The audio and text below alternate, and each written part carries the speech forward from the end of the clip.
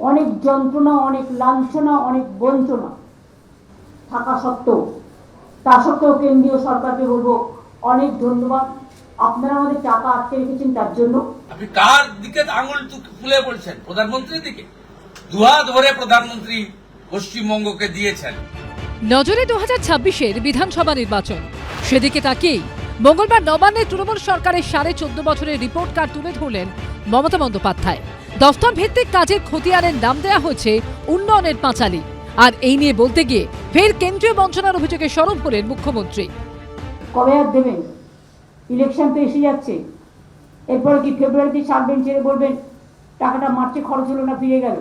তখন তো আর খরচা করার টাইমও থাকবে না। প্রসেস আছে তো, বছরের টাকা বছরে খরচা করতে হয় ফাইন্যান্সিয়াল ইয়ারে। চালাকিটা আমরাও বুঝি।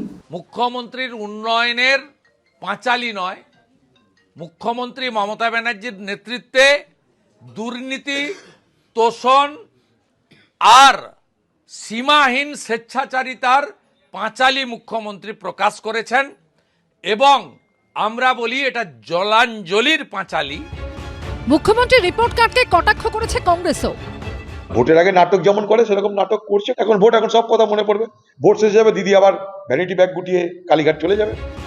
বাংলায় যেমন মহিলাদের জন্য লক্ষ্মীর ভান্ডার প্রকল্প রয়েছে, তেমনি বিজেপি শাসিত অন্যান্য রাজ্যেও মহিলাদের জন্য বিভিন্ন প্রকল্প রয়েছে। ভোটের আগে রাজনৈতিক দলগুলির কাছে যা বড় হাতিয়ার হয়ে ওঠে। লক্ষ্মীর ভান্ডার মনে রাখবেন, অনেক রাজ্যে বিজেপি যেটা দেখানোর জন্য করছে, বিহারে ভোটের আগে 10,000, ভোটের পরে বুলডোজার। আমরা বছরেই তো 12,000 টাকা দিই, প্রতি বছর, 5 বছরে নয়।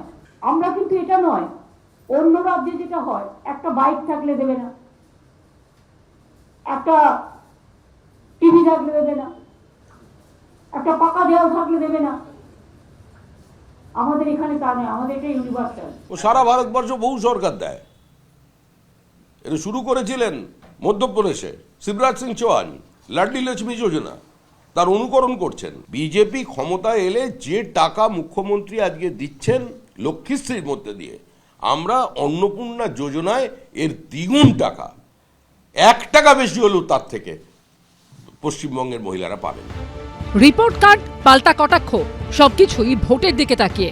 আর ভোটাররা শেষ অবধি ভোট দেওয়ার সময় কোন দলের দিকে তাকায় সেটাই দেখার। সুমন খরাই, রাজীব চৌধুরী ও ঐশী মুখোপাধ্যায়ের রিপোর্ট, এবিপি আনন্দ। আপনার স্মার্টফোনে সঞ্চার সাথী অ্যাপ রাখা কি বাধ্যতামূলক? এর উদ্দেশ্য কি দেশবাসীকে বাড়তি সুরক্ষা দেওয়া, নাকি গোপনে সবার উপর নজরদারি করা? গত কয়েকদিন ধরে এই প্রশ্নে তোলপাড় গোটা দেশ, যার জেরে মঙ্গলবার এই নিয়ে মুখ খুলতে হলো খোদ মোদী সরকারের টেলিকম মন্ত্রী জ্যোতিরাদিত্য সিন্ধিয়াকে।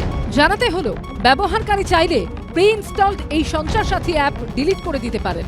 28শে নভেম্বর টেলিকম মন্ত্রকের তরফে ফোন প্রস্তুতকারী সংস্থাগুলোকে নির্দেশ দেওয়া হয়, ভারতে বিক্রি হওয়া সব ফোনে সঞ্চার সাথী অ্যাপটি প্রি ইনস্টলড থাকবে, অর্থাৎ মোবাইল ফোন কেনার সময় তাতে এই অ্যাপটি থাকবে।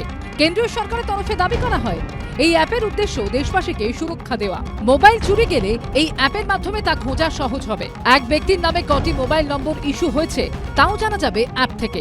স্প্যাম কল চিহ্নিত করা, অচেনা নম্বর থেকে ফোন এলে পরিচয় জানাবে এই সঞ্চার সাথী অ্যাপ। কিন্তু এরপরে তুমুল বিতর্ক শুরু হয়। বিরোধীরা একযোগে অভিযোগ করে, মুখে সুরক্ষার কথা বলা হলেও আদতে এই অ্যাপের মাধ্যমে নাগরিকদের ব্যক্তিগত পরিসরে নজরদারি চালানো হবে। একে স্নুপিং অ্যাপ বলে অভিযোগ করে কংগ্রেস। हर सरकार से फोन आते हैं, सांसद बोलते हैं, असेंबली वाले बोलते हैं कि हमारा फोन पे वो छापा मार रहे हैं और सुन रहे हैं। तो अगर ये कदम जब उठाया, आप देखते रहिए, पिछले 11 साल में भारतवासी का अधिकार छीना जा रहा है। अगर लोग इतने मासूम बन के बैठेंगे तो उनकी जान की भी खतरा हो सकती है। असल वायलेशन ऑफ नेशनल सिक्योरिटी यही है। This is absolutely illegal. This will be completely in breach of the privacy. आपको साइबर क्राइम को डिटेक्ट करने के लिए आपको पारदर्शिता चाहिए। आप मेरा फोन में घुस के साइबर क्राइम डिटेक्ट नहीं करने सकेगा। मेरा डिटेल्स इंफॉर्मेशन लेने का कोई अधिकार सरकार का नहीं है। This is totally illegal, this is totally unconstitutional. সত্যি কি অ্যাপের মাধ্যমে গোপনে নজরদারি সম্ভব? কি বলছেন বিশেষজ্ঞরা? যেহেতু আমার ফোনের মধ্যে ওটা প্রি ইনস্টলড আছে এবং আমার ফোনটা কেনার আগেই ওই অ্যাপটাকে সমস্ত পারমিশন অ্যান্ড্রয়েড অপারেটিং সিস্টেম লেভেলেই দেওয়া আছে, ফলে আমার কাছে ওই অ্যাপটার আনইনস্টল করা বা পারমিশন কন্ট্রোল করার কোনো অপশনই থাকবে না।